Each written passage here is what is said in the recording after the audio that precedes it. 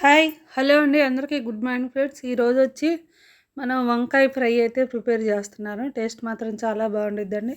మనకి రసంలోకి కానీ పప్పుచారులోకి కానీ మనకి ఏదన్నా కర్రీ చేసుకున్నప్పుడు సైడ్ డిష్గా అయితే చాలా బాగుండిద్ది. టేస్ట్ కూడా బాగుండిద్దండి. ఈ ఒకసారి అయితే ఇట్లా ట్రై చేయండి ఫ్రెండ్స్ మీరు కూడా.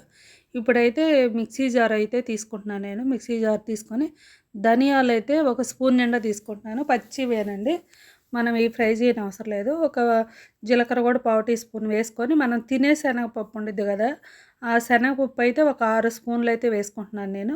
ఆ వేసిన తర్వాత పుట్నాల పప్పు సారీ వేరుశనగపప్పు అయితే ఒక 3 స్పూన్లు వేసుకొని ఒక పావు టీ స్పూన్ పసుపు వేసుకొని మనం కొంచెం బరగ్గా అయితే మిక్సీ పట్టేసుకోవాలి. మీకు కొంచెం సాల్ట్ కూడా వేసుకోవచ్చు దీంట్లో.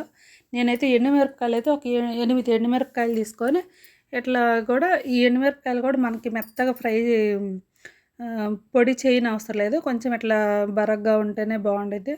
ఇప్పుడైతే ఈ పొడి పక్కకు పెట్టేసిన తర్వాత ఒక బౌల్ తీసుకొని దాంట్లో వాటర్ వేసి వాటర్లో కొంచెం ఉప్పు అయితే వేసుకున్నాను. వంకాయలు మనం కట్ చేసుకోవాలి కదా, అందుకని చెప్పేసి ఇప్పుడైతే వంకాయలు అయితే నేను తెల్ల వంకాయలు అయితే తీసుకుంటున్నాను. ఇట్లా పొడవుగా అయితే మొత్తంగా కట్ చేసుకోండి. నేను తీసుకున్న క్వాంటిటీ వచ్చి 1/2 కేజీ వంకాయలు అయితే తీసుకున్నానండి. ఇప్పుడైతే ఇవి కట్ చేసి పక్కకు పెట్టేసుకున్న తర్వాత స్టవ్ మీద బాండీ పెట్టేసి ఒక 3 టేబుల్ స్పూన్ నిండా ఆయిల్ అయితే వేసుకుందాము. కాస్త ఆయిల్ అనేది కాస్త ఎక్కువే పట్టిద్ది, మనకి ఫ్రై కాబట్టి కాస్త ఎక్కువే పట్టిద్ది. ఆయిల్ వేసిన తర్వాత పచ్చిశనగపప్పు ఒక స్పూను, ఆవాలు ఒక స్పూను, జీలకర్ర ఇవైతే కాస్త పప్పులు మాత్రం 1.5 స్పూన్ వేసుకోండి. ఆవాలు ఒక పావు టీ స్పూన్, జీలకర్ర ఒక పావు టీ స్పూను, ఎండుమిరపకాయలు ఒక 2 ఇవి మొత్తంగా వేసిన తర్వాత కరివేపాకు అయితే ఒక 2 రెమ్మలు అయితే వేసుకుందాము. కరివేపాకు కూడా ఒక 2 రెమ్మలు వేసుకొని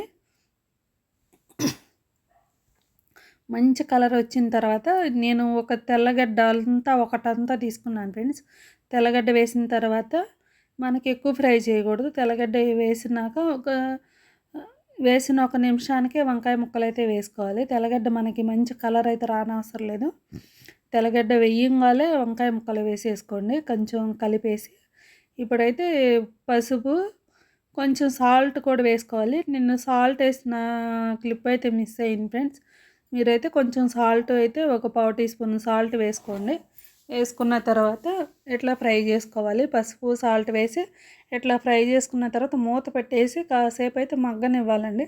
మనకి వంకాయ ఫ్రై అనేటప్పటికి 10-15 నిమిషాలు అయితే సిమ్లో పెట్టేసి ఇట్లా మూత పెట్టేసి కుక్ చేసుకోండి. ఎందుకంటే మనం ఫ్రై కదా, దీంట్లో వాటర్ అట్లాంటివి ఏం వేయట్లేదు కాబట్టి ఆవిరికే ఉడకాలి, మనకి ఈ ఆయిల్లోనే ఫ్రై అవ్వాలి. అందుకే మనం మూత పెట్టి మధ్య మధ్యలో కలుపుతూ అయితే చక్కగా ఫ్రై చేసుకోండి. సిమ్లో పెట్టే ఫ్రై చేయండి.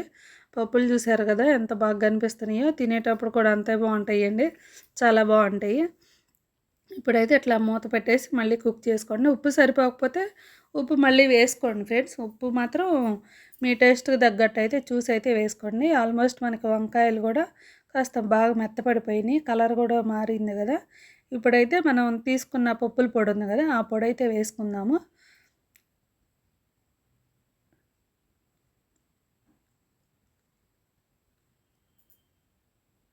5 స్పూన్లు అయితే వేసుకున్నానండి నేను. 5 స్పూన్లు వేసిన తర్వాత ఇట్లా చక్కగా కలిపేసేసి ఒక 2 నిమిషాలు అయితే అట్లా ఫ్రై చేసుకోవాలి.